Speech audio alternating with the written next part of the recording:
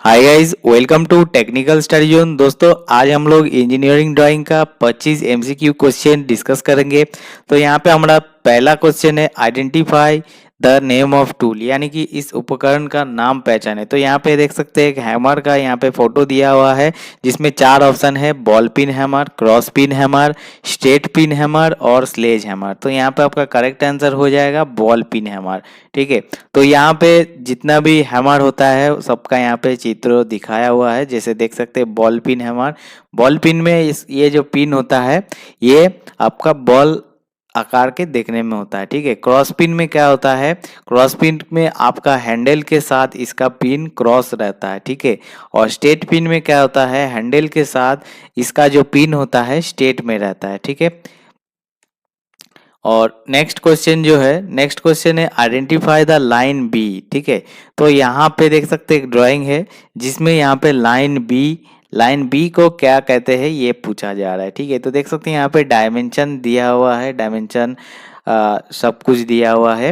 तो इस जो ड्राइंग में बी को यहाँ पे पहचानने के लिए बोला जा रहा है। ठीक है, तो यहाँ पे ऑप्शन देख सकते हैं: dimension line, extension line, leader line, termination of dimension line. ठीक है, तो यहाँ पे आपका करेक्ट आंसर हो जाएगा ऑप्शन ए, डायमेंशन लाइन, क्योंकि डायमेंशन लाइन जो है ऐसा देखने में होता है।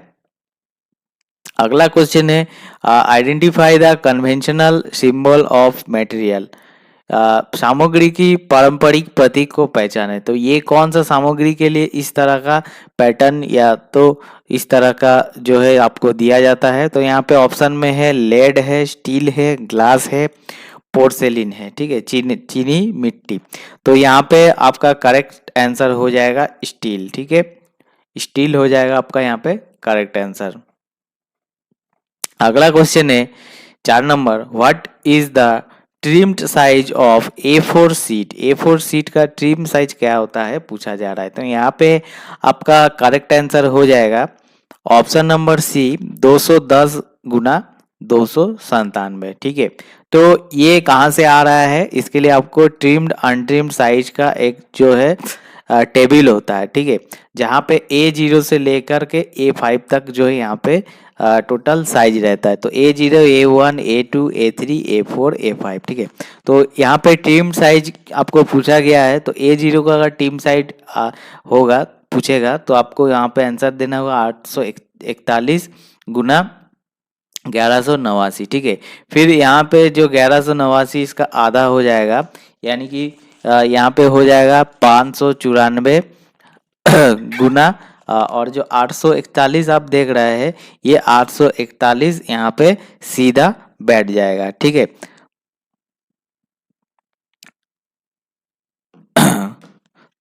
उसके बाद 841 का फिर आधा यहाँ हो जाएगा 420।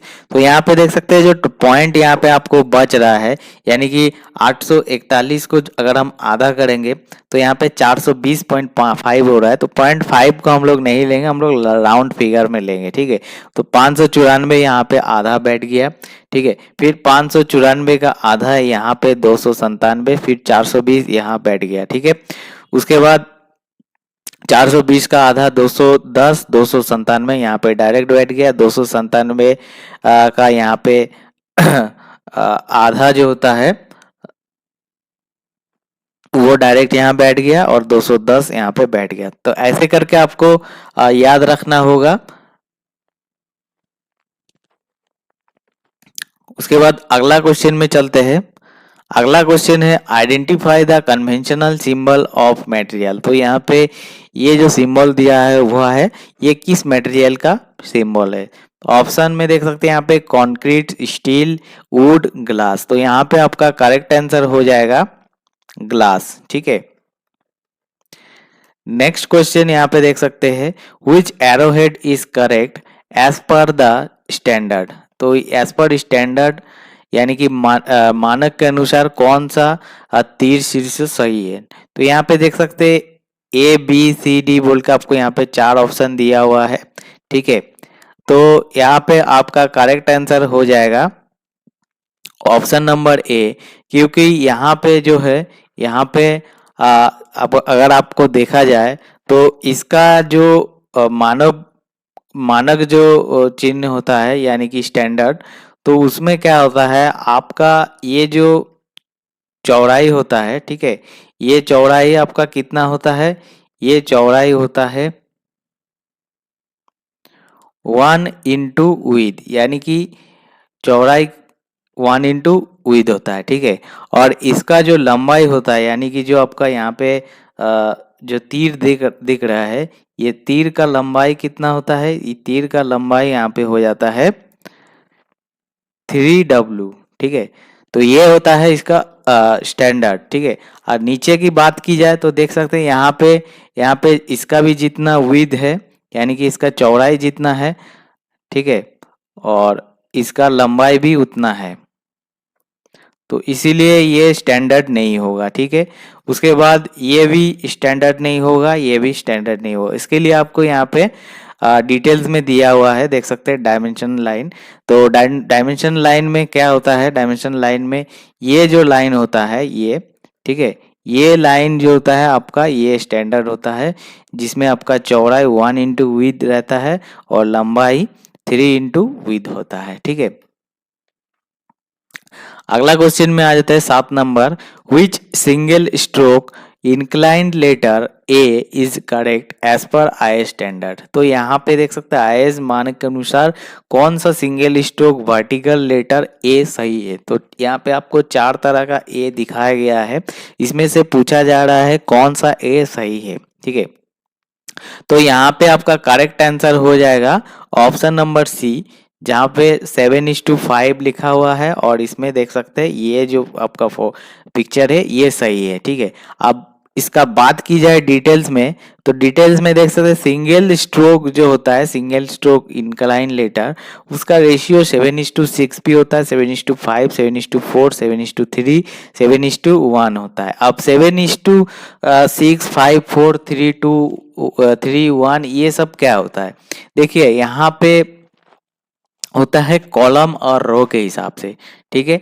अगर यहाँ पे बात की जाए रो की, तो रो की यहाँ पे बात की जाए तो देख सकते हैं यहाँ पे 1, 2, 3, 4, 5, 6, 7, ठीक है। यहाँ पे 7 रो है और कॉलम की बात की जाए तो 1, 2, 3, 4, 5, ठीक है।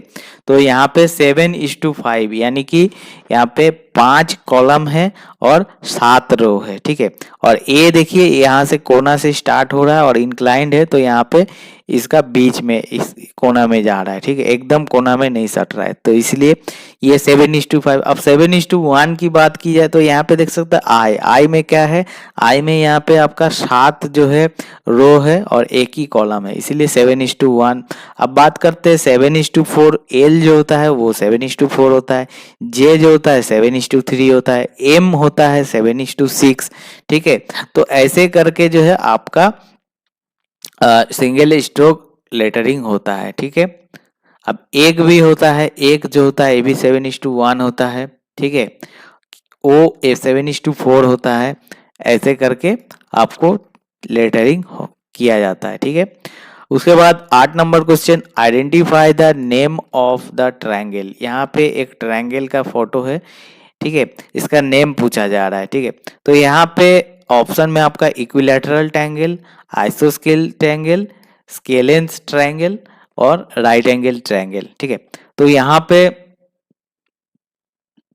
आपका करेक्ट आंसर हो जाएगा राइट एंगल ट्रायंगल। तो राइट एंगल ट्रायंगल में क्या होता है, राइट एंगल ट्रायंगल में ये जो कोण आप देख रहे हैं, ये कोण 90 डिग्री में अगर आपका रहेगा तो ये राइट एंगल होता है, ठीक है। अब इसका डिटेल्स में अगर हम लोग देखेंगे तो देखिए ऑप्शन में जो है हमारा equilateral angle triangle, equilateral triangle में क्या होता है, equilateral triangle is a triangle having all the three sides are equal, all also all the three angles are equal 60 degree, ठीक है। तो तीनों एंगल मिला के 180 डिग्री होता है, ठीक है। और तीनों कोण अगर बराबर होगा, ठीक है, 60 डिग्री 60 डिग्री 60 डिग्री, और यहाँ पे तीनों का जो है अगर लेंथ बराबर होगा, ठीक है, तो तीनों का साइड जो है ये अगर बराबर होगा तो इसको हम लोग इक्विलैटरल ट्रायंगल बोलते हैं। उसके बाद ऑप्शन में है आइसोस्केल्स ट्रायंगल। तो आइसोस्केल्स ट्रायंगल क्या होता है? आइसोस्केल triangle has two of its side equal, दोनों साइड बराबर होता है। The angles opposite the two equal sides are also equal.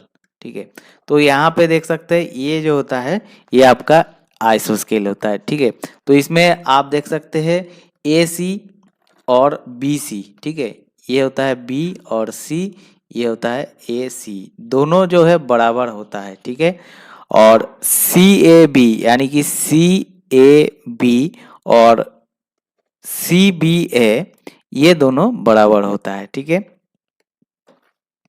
उसके बाद और एक ऑप्शन है जो कि है स्केलेंस ट्रायंगल। स्केलेंस ट्रायंगल क्या होता है? Scalene triangle has all the three sides unequal in length, all the three angles are also unequal, यानी कि तीनों साइड और तीनों एंगल ही आपका अनइक्वल होता है। ठीक है, उसको स्केलेंस ट्रायंगल बोलते हैं हम लोग। ठीक है, उसके बाद 9 number next question, which dimension correctly marked in the circle as per standard. यानी कि एक सर्कल के ऊपर अगर डायमेंशन आपको दिखाना है तो आपको कौन सा इसमें चूज करना होगा। ठीक है, एज पर स्टैंडर्ड के हिसाब से ए बी सी डी। तो यहाँ पे आपका करेक्ट आंसर हो जाएगा ऑप्शन नंबर बी। ठीक है, कोई भी डायमेंशन अगर जो सर्कल में अगर डायमेंशन दिखाना है तो आपको इस तरह का यहाँ पे ड्रॉ करके यहाँ पे आपको दिखाना पड़ता है। ठीक है, उसके बाद नेक्स्ट क्वेश्चन है identify the name of tool. इस टूल का नाम यहाँ पे पूछा जा रहा है। तो ऑप्शन है hawk billed shear, option b है aviation shear, cutting plier, double cutting shear. तो यहाँ पे आपका करेक्ट आंसर हो जाएगा काटिंग प्लायर। ठीक है, अगला क्वेश्चन है identify the name of set square. यानी कि यहाँ पे एक सेट स्क्वायर का फोटो दिया हुआ है, इसको पहचानना है कौन सा सेट स्क्वायर है। ठीक है, 15 degree set square, 60 degree, 30 degree, 45 degree. तो यहाँ पे आपका करेक्ट आंसर हो जाएगा option number D, 45 degree set set square. ठीक है, अगर सेट स्क्वायर की यहाँ पे डिटेल्स में देखा जाए तो देख सकते हैं सेट स्क्वायर दो तरह का होता है, एक 45 डिग्री का होता है और एक 30-60 डिग्री का होता है। ठीक है, 45 डिग्री जो होता है उसमें दोनों साइड आपका 45 डिग्री रहता है और एक साइड आपका 90 डिग्री रहता है। ठीक है, उस तरह से अगर 30-60 डिग्री सेट स्क्वायर के दिखा जाए तो एक तरफ आपका 30 डिग्री रहता है, एक तरफ 60 डिग्री रहता है और एक तरफ आपका 90 डिग्री रहता है। ठीक है, उसके बाद next question identify the correct aligned system dimension. ठीक है, तो यहाँ पे डायमेंशन दिखाया गया है, इस तरह का ड्राइंग का जो है डायमेंशन यहाँ पे दिया हुआ है, डायमेंशन वैल्यू भी दिया हुआ है। ठीक है, तो यहाँ पे पूछा जा रहा है करेक्ट अलाइंड सिस्टम। ठीक है, यानी कि सही संरेखित सिस्टम आयाम की पहचान करें। तो यहाँ पे ए ऑप्शन में ये है, बी ऑप्शन में इस तरह का है, यहाँ पे डायमेंशन दिया हुआ है, इसका बीच बीच में तोड़ तोड़ के यहाँ पे डायमेंशन दिया हुआ है। सी में यहाँ पे देख सकते हैं, यहाँ पे बीच में तोड़ के डायमेंशन दिया हुआ है, यहाँ पे ऊपर में डायमेंशन दिया हुआ है। ठीक है, डी में भी इस तरह का डायमेंशन तोड़ तोड़ के टोटली दिया हुआ है। ठीक है, अब इसको अलाइंड सिस्टम कौन सा है ये पूछा जा रहा है। तो यहाँ पे अगर देखा जाए तो यहाँ पे आपका करेक्ट आंसर हो जाएगा ऑप्शन ए, ये हो जाएगा आपका करेक्ट आंसर। तो इसका डिटेल्स अगर बात की जाए, डिटेल्स में यहाँ पे देख सकते हैं मेथड्स ऑफ इंडिकेटिंग वैल्यू, यानी कि हम लोग जो वैल्यू दे रहे हैं ना कितना, जैसे 100 mm लेंथ, 20 mm। ठीक है, तो डायमेंशन लाइन के ऊपर हम लोग वैल्यू लिख रहा है तो वो होता है मेथड ऑफ इंडिकेटिंग वैल्यूज। तो ये जो मेथड ऑफ इंडिकेटिंग वैल्यूज है, देयर आर टू मेथड, दो तरह की मेथड होता है। ठीक है, only one method should be used on any one drawing, यानी कि हम लोग जो ड्राइंग कर रहे हैं एक ही मेथड हम लोग यूज कर सकते हैं। ठीक है, दो मेथड होता है, ये जो वैल्यू हम लोग पुट करते हैं इसका दो मेथड होता है। ठीक है, एक होता है मेथड नंबर 1 जो कि अलाइंड मेथड। ठीक है, और एक होता है मेथड नंबर 2 जिसको हम लोग बोलते हैं यूनिडायरेक्शनल मेथड। तो कोई भी ड्राइंग में हम लोग दो मेथड में से एक ही मेथड में हम लोग जो है काम कर सकते हैं। अब बात करते हैं अलाइन मेथड। अलाइन मेथड में क्या होता है, dimensional values shall be placed parallel to their dimension line and preferably near the middle above and clear of the dimension line. However, values shall be indicated so that they can be read from the bottom of the right hand side of the drawing. Dimension lines are not broken. Dimensioning of angle is also given in the same way. The method is known as align system. तो align system में क्या होता है, align system में बीच में दिया जाता है डायमेंशन, मिडिल में रहता है और ऊपर में रहता है, ठीक है। डायमेंशन लाइन को तोड़ के नहीं दिया जाता है, ठीक है। और पैरेलल होता है, जैसे पैरेलल मतलब क्या, जैसे ये हो गया आपका हॉरिजॉन्टल लाइन, ठीक है। तो ये हॉरिजॉन्टल लाइन के ऊपर अगर हमारा डायमेंशन लाइन ये है, डायमेंशन लाइन के ऊपर हम लोग यहाँ पे डायमेंशन वैल्यू लिख रहा है और ये हॉरिजॉन्टल है, तो यहाँ पे हम लोग वैल्यू भी हॉरिजॉन्टल पुट कर रहा है। लेकिन यहाँ पे हम लोग देख सकते हैं वर्टिकल यहाँ पे डायमेंशन लाइन है, तो वर्टिकल डायमेंशन लाइन है, इसीलिए हम लोग यहाँ पे जो वैल्यू है ये भी वर्टिकली यहाँ पे लिखे, ठीक है। ये देख सकते हैं थोड़ा सा इंक्लाइंड है, तो इसीलिए इसका जो वैल्यू है हम लोग थोड़ा सा इंक्लाइंड ही इसके ऊपर लिखे, ठीक है। तो वैल्यू है जो है डायमेंशन लाइन के एकदम बीचों बीच और डायमेंशन लाइन के ऊपर ही लिखना है, बीच में तोड़ के या तो नीचे में लिखने से नहीं होगा, या तो बीचों बीच लिखना है और इसके ऊपर लिखना है और जो इसका पैरेलल लिखना है। देख सकते हैं यहाँ पे वर्टिकल लाइन है, तो यहाँ पे हम लोग डायमेंशन भी वर्टिकली शो किए, जो कि इंक्लाइन लाइन है उसको हम लोग इंक्लाइंड और जो हॉरिजॉन्टल है उसको हॉरिजॉन्टली यहाँ पे हम लोग दर्शाए। अब मेथड 2 में होता है यूनिडायरेक्शनल। यूनिडायरेक्शन क्या होता है, dimension values shall be indicated so that they can be read from the bottom of the drawing sheet. Non-horizontal dimension lines are interrupted preferably near the middle so that the value can be inserted. This method is termed as unidirectional of dimension. तो इसमें क्या होता है, इसमें जैसे हम लोग value dimension line के ऊपर ही दे रहे हैं बीच में, लेकिन क्या होता है जो कि यहाँ पे वर्टिकल यहाँ पे देख रहा है, वर्टिकल में हम लोग क्या किए, यहाँ पे बीच में से तोड़ दिए, तोड़ के हम लोग यहाँ पे 20 बीच में ही हम लोग लिखे, ठीक है। उसके बाद यहाँ पे देख सकते हैं जो इंक्लाइन लाइन है इसका भी बीच में हम लोग तोड़ के इसका बीच में हम लोग डायमेंशन वैल्यू दिए हैं। फिर यहाँ पे वर्टिकल लाइन का बीच में हम लोग तोड़ के ऐसे यहाँ पे डायमेंशन दिए हैं। इंक्लाइंट का भी ऐसे किए हैं, हॉरिजॉन्टल का खाली हम लोग सीधा ऊपर में दे रहे हैं और बीच में, ठीक है। ये होता है यूनिडायरेक्शनल सिस्टम। नेक्स्ट क्वेश्चन है 13 number, identify the name of the prism. चित्र में दिखाया गया प्रिज्म का नाम क्या है। तो यहाँ पे देख सकते हैं, यहाँ पे आपका ऑप्शन है rectangular prism, square prism, triangular prism और यहाँ पे आपका स्क्वायर प्रिज्म है, ठीक है। तो यहाँ पे अगर देखा जाए तो यहाँ पे देख सकते हैं 200 mm का यहाँ लंबाई है और 1300 mm आपका यहाँ पे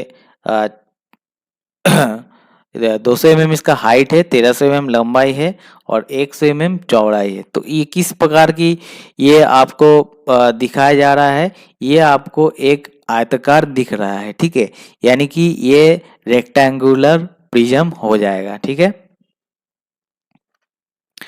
तो इसका डिटेल्स अगर हम लोग देखेंगे, रेक्टेंगुलर में क्या होता है, रेक्टेंगुलर में क्या होता है, हाइट रहता है, ठीक है, हाइट अलग रहता है, चौड़ाई अलग रहता है और लेंथ अलग रहता है, ये हो जाता है रेक्टेंगुलर प्रिज्म। अगर बात करते हैं स्क्वायर प्रिज्म की, स्क्वायर प्रिज्म में क्या होता है, स्क्वायर प्रिज्म में हाइट आपका कुछ भी हो सकता है, लेकिन दोनों साइड जो है आपका बराबर रहेगा, दोनों साइड जो है यहाँ पे बराबर रहेगा, ये होता है स्क्वायर प्रिज्म।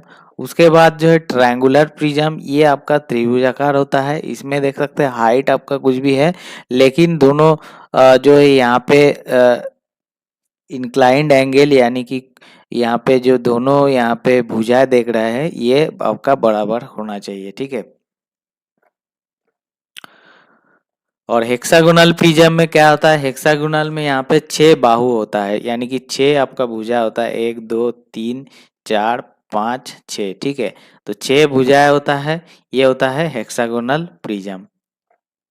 14 नंबर क्वेश्चन में यहाँ पे पूछा जा रहा है identify the name of the tool. यहाँ पे ये कौन सा हैमर यहाँ पे पूछा जा रहा है। तो यहाँ पे ऑप्शन में ball peen hammer, mallet hammer, cross peen hammer, straight peen hammer.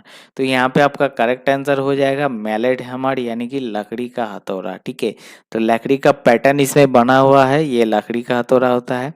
Next question है compass use to draw for. Compass का उपयोग किया जाता है क्या ड्रॉ करने के लिए। तो यहाँ पे आपका करेक्ट आंसर हो जाएगा ऑप्शन सी सर्कल, यानी कि वृत्त ड्रॉ करने के लिए कॉम्पास का उपयोग किया जाता है। ठीक है, अगला क्वेश्चन है which drawing in dimension is correct as per standard drawing practice. तो यहाँ पे कौन सा ड्राइंग डायमेंशन करेक्ट है वो बताना होगा आपको। ठीक है, तो यहाँ पे आपका option A, option B,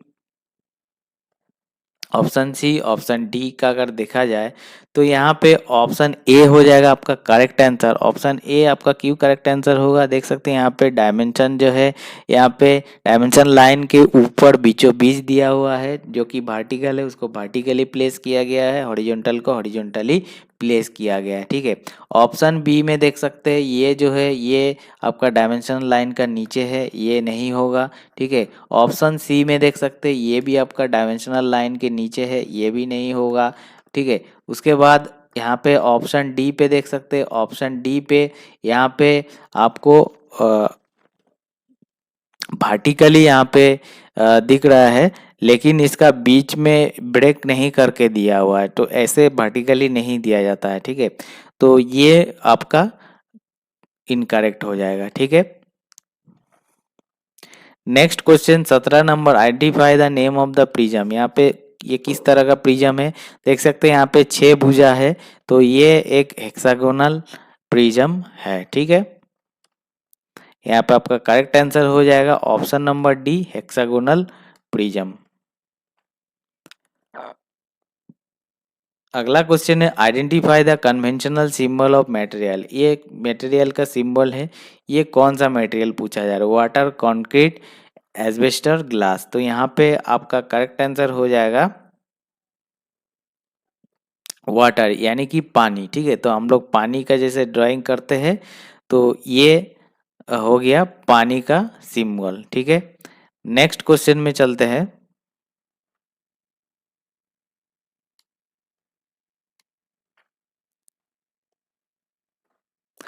identify the conventional symbol of material. तो ये कौन सा सिंबल पूछा जा रहा है। ठीक है, स्टील, वुड, ग्लास, कंक्रीट। ठीक है, तो यहाँ पे देख सकते हैं इस तरह का अगर आपका पैटर्न रहेगा तो वो उसको क्या कहते हैं, उसको हम लोग कंक्रीट कहते हैं, यानी कि ठोस। ठीक है,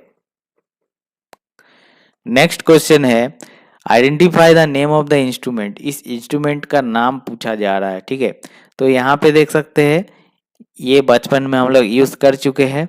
ये क्या होता है, ये होता है आपका प्रोटेक्टर। ठीक है, जिसमें हम लोग क्या करते हैं, कोई भी एंगुलर डिस्टेंस मेजरमेंट करते हैं। ठीक है, 0 डिग्री से लेकर के 180 डिग्री तक रहते हैं।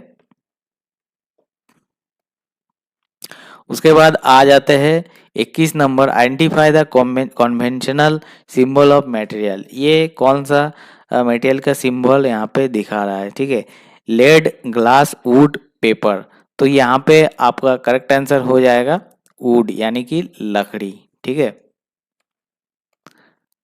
अगला क्वेश्चन है identify the name of tool. इस टूल का नाम पूछा जा रहा है।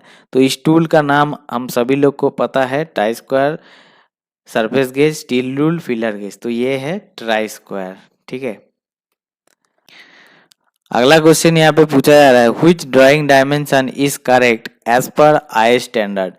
आई यानी कि इंडियन स्टैंडर्ड के हिसाब से कौन सा ये सही है। ठीक है, तो यहाँ पे देख सकते हैं, यहाँ पे ये सेम क्वेश्चन अभी आप लोगों को करा चुके हैं। ठीक है, तो इसका करेक्ट आंसर हो जाएगा ऑप्शन ए। नेक्स्ट क्वेश्चन है which title block position is correct as standard practice. Standard practice के हिसाब से कौन सा यहाँ पे टाइटल ब्लॉक सही है। देखिए टाइटल ब्लॉक हमेशा हमारा राइट कॉर्नर में रहता है। ठीक है, बी जो है यहाँ पे राइट ऊपर में दिया हुआ है, तो हमेशा बॉटम में रहता है, टॉप में नहीं रहता है। सी में देख सकते हैं यहाँ पे लेफ्ट टॉप में दिया हुआ है, ये भी नहीं रहता है। और डी में यहाँ पे लेफ्ट बॉटम में दिया हुआ है, ठीक है, तो ये भी आपका नहीं रहता है।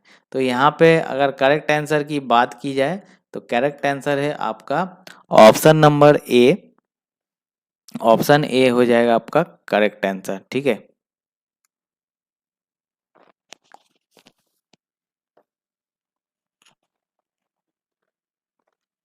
नेक्स्ट और लास्ट क्वेश्चन है identify the name of tool. इस टूल का नाम यहाँ पे पूछा जा रहा है। तो इस टूल का नाम यहाँ पे है open end spanner, ring spanner, combination spanner, adjustable spanner. तो ये हो जाएगा आपका ओपन एंड स्पैनर। तो इसका दोनों एंड देख सकते हैं ओपन है, इसीलिए इसको ओपन एंड स्पैनर बोला जा रहा है, ठीक है।